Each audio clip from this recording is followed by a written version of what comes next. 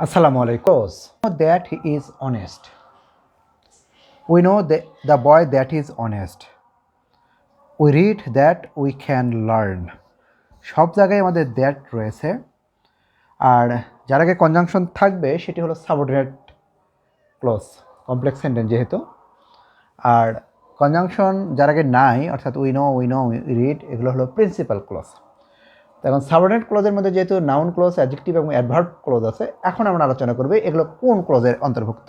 He is honest, আমরা জানি যে সে সৎ। এই যে দ্যাট যুক্ত আছে, হি ইজ অনেস্ট, এটি হলো এই দ্যাট সহ এটি হলো নো ভার্বের অবজেক্ট।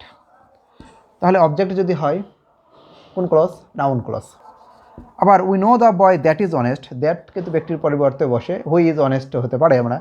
তাহলে এটি এই বয়কে কোয়ালিফাই করছে, সুতরাং এটি হলো অ্যাডজেক্টিভ ক্লজ, রিলেটিভ প্রোনাউন। ওকে। আবার we read that we can learn, এটা হলো কজ, রিজন, পারপাস, এটি বোঝাচ্ছে যে আমরা পড়ি যাতে আমরা শিখতে পারি। সো দ্যাটও থাকতে পারে, দ্যাট উই ক্যান, তার মানে এটি হলো অ্যাডভার্বিয়াল ক্লজ। ওকে।